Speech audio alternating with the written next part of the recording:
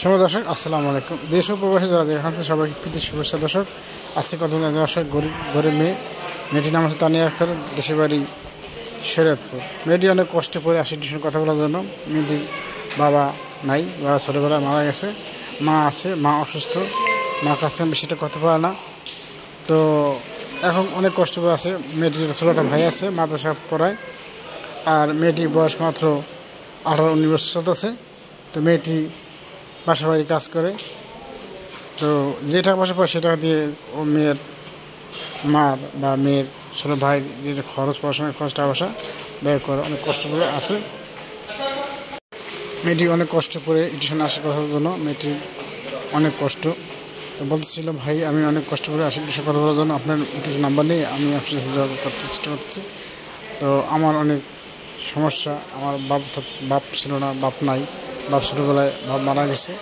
মারা যাওয়ার পরে এখন আমার বয়স হয়ে গেছে 18 বছর চলতেছে। আমি খুব গরিব ঘরের মেয়ে, আমার জীবনের কষ্ট চলতেছে। আমি চাই একজন ভালো পরিবারের একটা ভালো ছেলে, পাঁচ নামাজি মানুষ চাই, যে সারাজন আমার সাথে থাকবে।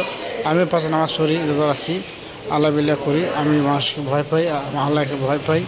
আমি চাই একজন সাধারণ পরিবারের মেয়ে। আমি চাই একজন ভালো সৎ মানুষ, যে নাকি সাহায্য আমার সাথে থাকবে।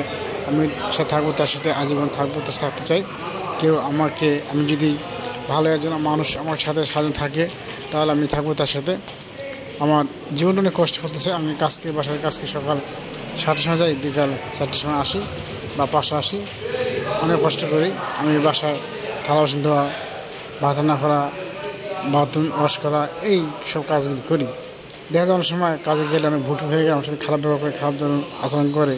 ভাই আমি এতেই মুক্তি চাই, কারণ পেরেদের কাজ করি। ভাই আমার বাবা অনেক ভালো ছিল, একটু টাকা পয়সা ছিল। বাবা মৃত্যুর সময় অসুস্থ ছিল, ওই টাকা পয়সা খরচ হয়ে গেছে। যার ফলে আমরা এখন ভালো কাজ, আমাদের ভালো টাকা পয়সা নাই বলে আমরা এখন আসি পেরেদের কাজ করার জন্য। আর আমি টিউশনে আসি আমার জীবন বাঁচানোর জন্য। শুধু আমার না, আমার ছোটো ভাই, আমার মা আছে অসুস্থ। তো মাকে চিকিৎসা করতে টাকা পয়সা দরকার পড়ে, এই জন্য আমি আসি টিউশনের কথা জন্য। আমার কোনো অহংকার নেই, আমার কোনো চাহিদা নেই। আমি চাই একজন ভালো মানুষ। আমি বেশিটা প্রশ্ন করতে পারি নাই, 4 পর্যন্ত পড়ছি। তো আমরা এখন বিয়ে হয়নি। আমি চাই একজন বিয়ে করতে, ভালো একজন মানুষ চাই, সে সারা থাকবে। আমি তার জীবনে থাকবো, সারা জীবন থাকবো।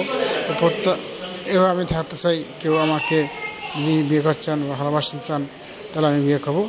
দর্শক, আমি চাই একজন দেশি বা প্রবাসী যদি ভালো মানুষ হয় বা আমার সাথে যোগাযোগ করেন, তাহলে আমি বিয়ে করবো। আমার মনে কোনো অহংকার নেই।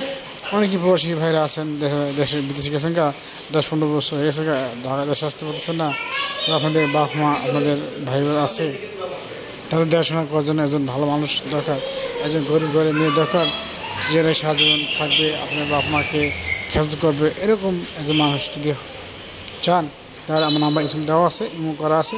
নাম্বার দিয়ে সবসময় কথা বলবেন, কেউ খারাপ মন্তব্য করবেন না। ভাই সবাই আছে, সব দোষের আমি বলে দিই। দর্শক, তো মেয়েটি আমার সাথে এভাবে কথাগুলো বলছে। ভাই আমার কষ্ট করে তুলে ধরেন, আমি তাই আসি আপনাদের মাঝে, আসছি কথা বলার জন্য। তো মেয়েটি হয়ে আমি কথা বলতে আসছি। যদি আপনারা মেয়েটিকে ভালোবাসতে চান বা বিয়ে করতে চান, তো নাম্বার দেওয়া আছে, এই নাম্বার দিয়ে আপনি যোগাযোগ কথা বলবেন। কেউ খারাপ মন্তব্য করবেন না। সে প্রতিষ্ঠানকে আজকে অনেক কথাগুলো বললাম। যদি মেয়েটি ভালো লেগে থাকে, তাহলে আপনারা সাথে করতে পারবেন, অথবা বিয়ে করছেন, বিয়ে করতে পারবেন। আর অনেক প্রবাসী ভাইরা আছে, দেখা যায় বিয়ে করে চলে গেছেন, দেশে আসতে পারতেছেন না, আপনাদের বাচ্চা সব বউ রেখে গেছেন। অনেক সময় দেখা যায় বউ পরকি করে আজ চলে গেছে, তারপর নিয়ে গেছে, বাচ্চারা অসহায়, তাদের আসলে কোনো লোক থাকে না। তো সেক্ষেত্রে ওইরকম যে ভালো মেয়ে যদি চান, তাহলে দর্শক আমি রাজি আছি, তাহলে আমাকে বিয়ে করতে পারেন। আমি এরকম ভালো একজন মানুষ চাই, যদি বিয়ে করছেন আমি রাজি, সম্পূর্ণ রাজি আছি। আমার যদি কোনো অহংকার নাই, কোনো কাপড় বেশি দিতে হবে না।